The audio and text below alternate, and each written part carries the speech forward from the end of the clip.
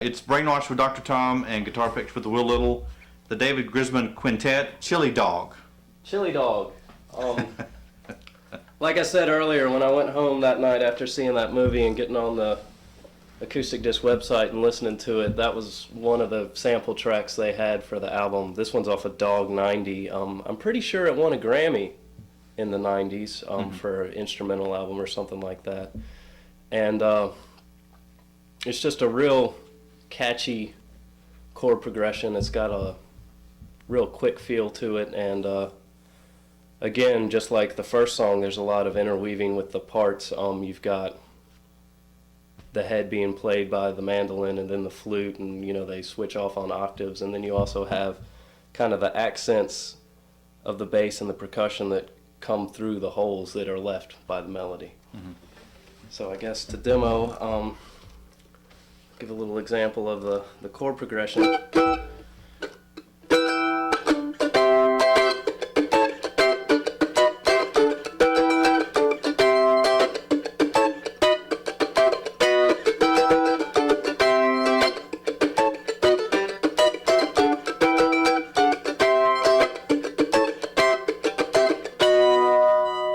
So that was a chord progression that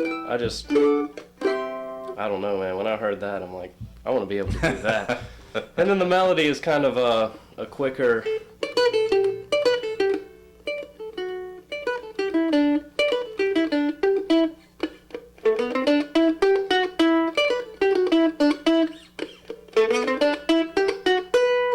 Something kind of like that, and then it obviously goes up to a higher octave, and it's doubled along with the flute, and it's just a real. Just hearing one person try to play the parts of it doesn't really do it justice because, again, it's all the layers. Coffee break.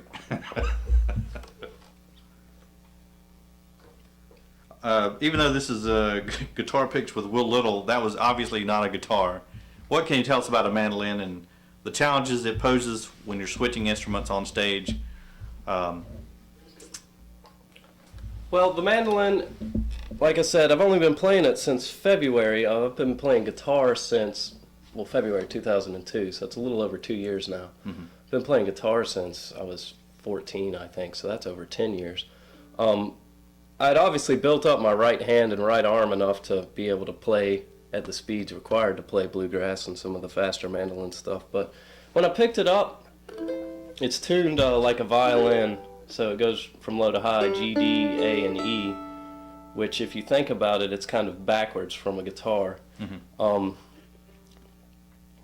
The range on the neck is a lot wider. You can get from a low note to a high note a lot easier on a single string. On a mandolin, that would almost be impossible unless if you have 6-inch long fingers on a guitar. A lot of different things, you have 4 strings instead of 6. All the strings are doubled, which give it a kind of chorus effect, and you also have different chord voicings are a little bit easier. Usually the difference between a chord is just one note, but on a guitar there's so many different shapes to play it, but on the mandolin it just kind of makes more sense to really see how they move from a major to a major seventh to a minor seventh to a dominant. They all kind of have that same basic shape, and you're just changing the notes that give the chord that quality. And one thing I found that with the fewer strings and the chord shapes that you're using, it sounds good to use substitutions a lot easier. It's kind of like a piano in the sense that the way chords are built and how you're dealing with fewer notes within a chord, substitutions kind of come easier. And again, that's not something I can really demonstrate without something to play over, but I don't know, it just really spoke to me when I picked it up. I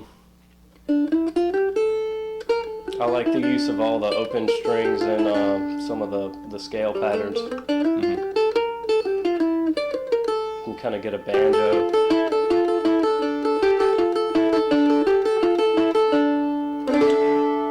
Type of rolls and things like that. And again, it's